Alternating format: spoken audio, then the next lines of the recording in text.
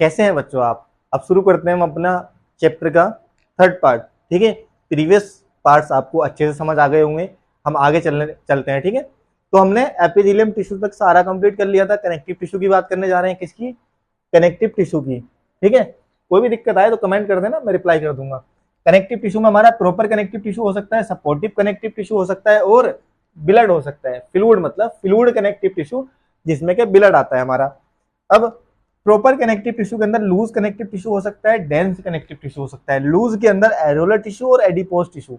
समझा दूंगा, टेंशन मत लेना। कंफ्यूज करेंगे, ये टर्मिनोलॉजी आपको कंफ्यूज करेगी, लेकिन नहीं होने देंगे, समझा देंगे अभी अच्छे से। डेंस के अंदर आता है हमारा टेंडन्स और लिगामेंट। सपोर्टिव के अंदर आता है बोन और कार्टिलेज। अब एक एक करके समझने वाले हैं। सबसे पहले ब्लड के बारे में पढ़ेंगे, फिर पढ़ेंगे प्रॉपर कनेक्टिव टिश्यू या फिर कनेक्टिव ये सपोर्टिव टिश्यू। ठीक है, तो बेटा फ्लूइड कनेक्टिव टिश्यू की बात कर रहे हैं। फ्लूइड कनेक्टिव टिश्यू, मान लो ये हमारी कोई ब्लड वेसल है। ठीक है, तो इसके अंदर हमारा प्लाज्मा भी होगा, डब्ल्यूबीसी भी होगी, आरबीसी भी होगी, प्लेटलेट्स भी होगी कि नहीं होगी ना? अरे ब्लड वेसल से तो प्लेटलेट्स भी होंगे, डब्ल्यूबीसी भी होंगी, आरबीसी भी होंगी, प्लाज्मा भी होगा, है ना? तो इसी को तो सब बोलते हैं हम fluid connective tissue. Plasma matrix होता है, इसका काम क्या होता है? ट्रांसपोर्टेशन में हेल्प करता है। Help in transportation. डब्ल्यूबीसी मतलब वाइट ब्लड सेल। क्या? White blood cell.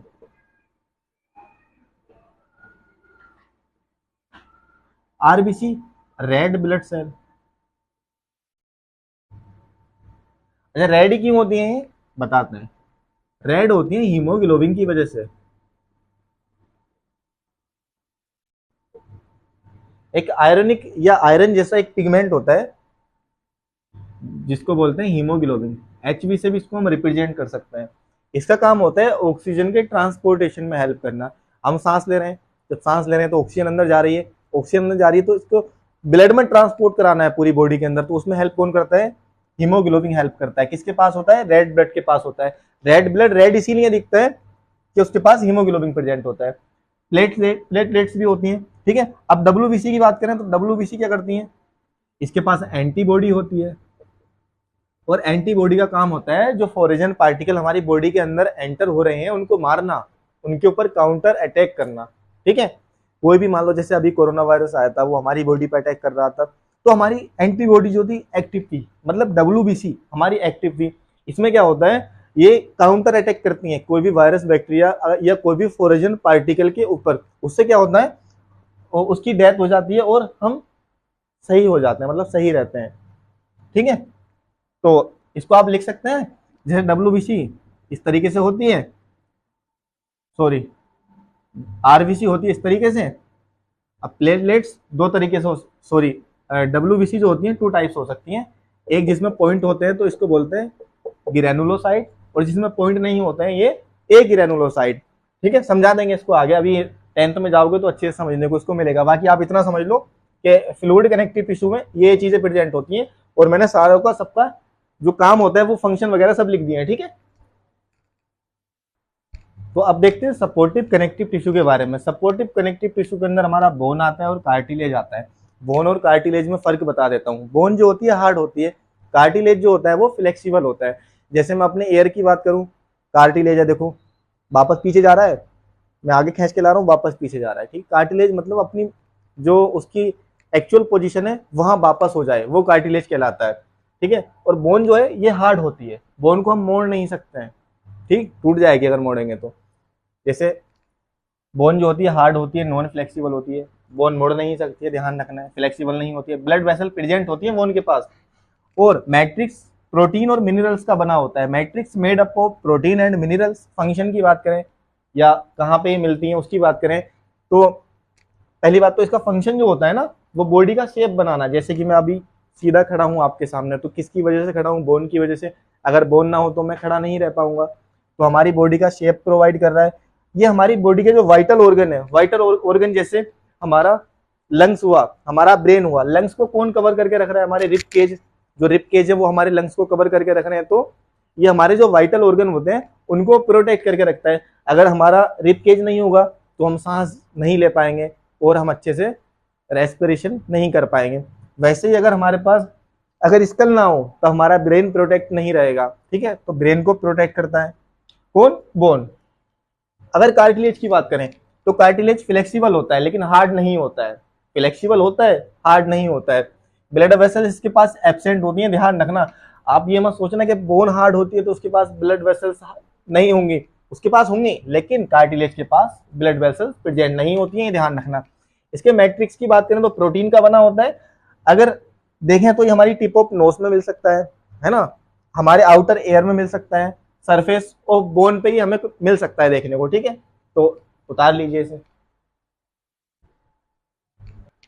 अब हम देख लेते हैं डेंस कनेक्टिव टिश्यू। डेंस में हमारा टेंडन और लिगामेंट आता है। क्या आता है? टेंडन और लिगामेंट। ठीक है, देखो टेंडन की बात करें तो they attach bone to muscle, ये बोन को मसल से जोड़ने का काम करता है। वहीं अगर लिगामेंट की बात करें तो ये बोन से बोन को जोड़ने का काम करता है। अभी दिखा दूंगा, दिखा देता हूँ। देखो इस तरीके से, जैसे मान लो हमारी ये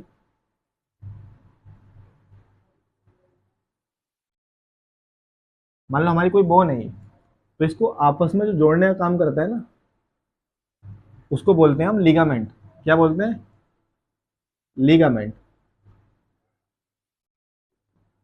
ठीक।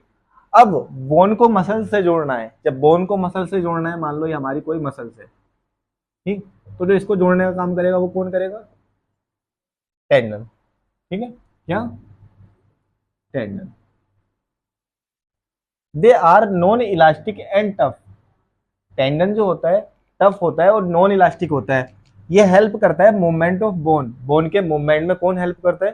टेंडन। ठीक है, दे आर इलास्टिक, ये इलास्टिक होता है, स्ट्रॉन्ग होता है, और ये हेल्प करता है stability and holding of bone. मान लो अगर हम किसी चीज को पकड़ते हैं टाइट टाइट करके, मान लो मैंने मार्कर पकड़ा हुआ है तो होल्ड कर रहा हूं मार्कर को, तो उसमें कौन हेल्प कर रहा है? हमारा लिगामेंट। ठीक, यहां तक कोई दिक्कत नहीं आनी चाहिए। तो बच्चों अब लूज कनेक्टिव टिश्यू की बात करेंगे। किसकी? लूज। लूज के अंदर एरोलर टिश्यू आता है, एडिपोस टिश्यू आता है। सबसे पहले एरोलर टिश्यू की बात कर लेते हैं। ये हमारा स्किन और मसल्स, स्किन और मसल्स अगर हम देखें फाउंड कहाँ होता है? Found between skin and muscles. Skin और मसल्स के बीच में तुम्हें लगता होगा गैप खाली है, गैप खाली नहीं है, वहां पे एरोलर टिश्यू भरा हुआ होता है, ध्यान रखना। बोन मैरो में मिल सकता है, हेल्प करता है पैकेजिंग में। पैकेजिंग टिश्यू भी इसको हम बोल सकते हैं। It help in repair tissue after an injury. अगर किसी को इंजरी हो गई है तब उसमें रिपेयरिंग में हेल्प कौन करता है? एडिपोस टिश्यू हेल्प करता है। ये हेल्प करता है फाइटिंग अगेंस्ट फोरेजन पार्टिकल, जैसे कि टॉक्सिन हुआ या फिर कोई भी फोरेजन पार्टिकल हुआ या सब्सटेंस हुआ, जैसे वायरस बैक्टीरिया कुछ भी हुआ ना, तो उसको फाइट करने में जो हेल्प करेगा वो एरोलर टिश्यू होगा। एडिपोस टिश्यू की बात कर लेते हैं। ये बहुत सारे, ये एडिपोस टिश्यू है हमारा पूरा एक, इसमें से हमने एक सेल निकाल ली इधर, इस सेल को बोलेंगे एडिपोसाइट। अब इसके अंदर छोटा सा न्यूक्लियस पड़ा होता है और एक हमारे पास वैक्यूल होता है या ग्लोब्यूल बोल सकते हैं इसको, इसको बोलते हैं फैट ग्लोब्यूल। Fat globule. इसमें क्या होता है बच्चों? जब हम एक्सिस न्यूट्रिएंट्स या मतलब एक्सिस हम कुछ खाते हैं ना, मान लो कुछ भी है, जैसे excess nutrients are converted into fat and store in their tissue. मान लो तुमने एक्सिस न्यूट्रिएंट्स खाए, ठीक है, तुम्हें जितनी जरूरत थी तुमने उससे ज्यादा खा लिया, तो तुम्हारे साथ क्या होने वाला है कि वो कन्वर्ट हो जाएगा फैट में और स्टोर हो जाएगा फैट ग्लोब्यूल में। ठीक है, ये कौन सा टिश्यू होता है जिसमें फैट स्टोर होता है? Adipose tissue. The adipose tissue is abundant below the skin between internal organ. ये हमारे स्किन के अंदर, स्किन के नीचे और ऑर्गन पे भी प्रेजेंट हो सकता है। जैसे कि तुम देखो आजकल क्या होता है हमारे बच्चों, लैग था थोड़ा सा, ठीक है अब सही होगा। क्या होता है जब हम एक्सिस कुछ खा लेते हैं, मान लो हमारे फूड जितना चाहिए हम उससे ज्यादा फूड खा रहे हैं, तो हमारा क्या होगा? फैट इकट्ठा हो जाएगा। तो they help in temperature regulation. ये टिश्यू जो एडिपोस टिश्यू होता है ये टेम्परेचर रेगुलेशन में भी हेल्प करता है। ठीक है, उतार लीजिए। नर्वस टिश्यू की बात कर लेते हैं, माइक लगाना भूल गए थे, ठीक है। नर्वस टिश्यू, इसके अंदर नर्वस सिस्टम आता है, और नर्वस सिस्टम के अंदर ब्रेन आता है, स्पाइनल कोड आता है और नर्व्स आती है, ठीक। तो सारा कहलाता है हमारा nervous tissue, brain, spinal cord और नर्व्स। मुझे कमेंट में बताओ कि जो स्पाइनल कोड होती है वो क्या होती है, क्या वो बैकबोन होती है? हाँ, ऐसी लगता है ना आपको कि वो बैकबोन होती होगी, बैकबोन नहीं होती है बेटा। वो बैकबोन के अंदर एक कोड प्रेजेंट होती है जिसको हम बोलते हैं स्पाइनल कोड, ठीक है। मान लो स्पाइनल कोड का काम क्या होता है, मान लो कोई भी मैंने ये मारकर, मान लो कोई मारकर इसका टेम्परेचर बहुत ठंडा है या गर्म है टेम्परेचर, मुझे कैसे पता चला इसका टेम्परेचर गर्म है ठंडा है? तो वो स्पाइनल कोड की मदद से पता चल जाता है। जैसे मेरी फिंगर में सेंसरी नर्व प्रेजेंट होती हैं, वो सिग्नल लेके जाएंगे हमारा स्पाइनल कोड के पास, स्पाइनल कोड वो सिग्नल भेजेगी ब्रेन के पास, ब्रेन इतनी देर में रिएक्ट कर देगा कि ये गर्म या ठंडा है। कौन से न्यूरॉन की मदद से रिएक्ट करता है? Motor neuron. Motor neuron signal लेकर के आएगा, तब मुझे पता चलेगा कि हाँ ये ऑब्जेक्ट कुछ भी है तो ये गर्म या ठंडा है, ठीक है। नर्व्स इसमें काम कर रही होती हैं, ब्रेन काम करता है, ठीक है। अब नर्वस टिश्यू के अंदर बहुत सारी सेल होती हैं, ठीक। तो सेल इस तरीके से नहीं होती है, सेल जो होती है असल में ये होती है, इस सेल का नाम होता है न्यूरॉन। न्यूरॉन क्या होती है? हमारे नर्वस सिस्टम की स्ट्रक्चरल एंड फंक्शनल यूनिट होती है, ध्यान रखना। इसमें डेंड्राइट्स होते हैं, यहाँ पे सिग्नल मिलेगा, सिग्नल यहाँ से अंदर जाएगा, अंदर जाके एक्सोनल एंड पे जाएगा, फिर दूसरी न्यूरॉन को सिग्नल मिल जाएगा। इस तरीके से हमारी बॉडी में सिग्नल चलते हैं, ठीक है। ये एक्सोन होता है, न्यूक्लियस पड़ा होता है बीच में, साइटोप्लाज्म होता है, ठीक है, ध्यान रखना है। Neuron is a highly specialised cell responsible for the transmission of signal. एक जगह से दूसरी जगह सिग्नल ले जाने का काम कौन करता है? न्यूरॉन, जिसका डायग्राम हमने बना दिया है। To end form from the different parts of the body. मान लो मेरी फिंगर से और मेरे दिमाग तक या मेरे ब्रेन तक सिग्नल जाएगा, तो वो किसकी मदद से जाएगा? न्यूरॉन की मदद से जाएगा। स्ट्रक्चरल एंड फंक्शनल यूनिट होती है हमारे नर्वस सिस्टम की, ठीक है। लॉन्गेस्ट सेल होती है, 1 मीटर तक लंबी हो सकती है, ठीक है, 1 मीटर तक लॉन्ग हो सकती है। ध्यान रखना, हमारी बॉडी की सबसे लॉन्ग सेल होती है न्यूरॉन सेल। तो उम्मीद करते हैं आपको हमारा ये पूरा जितना हमने समझाया अभी तक आपको चैप्टर, ये हमारा 3rd पार्ट था, टिश्यू पूरा कंप्लीट कर दिया है, ठीक है। एनसीईआरटी के जो आपके एग्जाम बोर्ड पॉइंट व्यू से इंपॉर्टेंट था वो सारा हमने कंप्लीट कर लिया है। आपको अच्छे से समझ आया होगा, अगर नहीं आया है तो हमें कमेंट कर सकते हैं, ठीक है। हम उसका वीडियो भी बना सकते हैं और रिप्लाई भी दे सकते हैं आपका, ठीक है, अच्छे से। तो इसको नोट कर लीजिए। और बच्चों, अगर कोई भी तुम्हें प्रॉब्लम आ रही है, किसी भी चीज़ की जरूरत है, कोई अगर एक स्पेशली चैप्टर की आप वीडियो बनवाना चाहते हैं, या फिर कोई चाहते हैं कि ये टॉपिक हमें अच्छे से समझा दिया जाए, 10th का हो, 12th का हो, किसी भी क्लास का टॉपिक हो सकता है, मैं सारा समझा दूंगा, ठीक है। आप बस कमेंट कर दें कि हमें ये टॉपिक अच्छे से समझना है, कुछ भी टॉपिक हो मैं अच्छे से समझा दूंगा, ठीक है। Okay, thank you.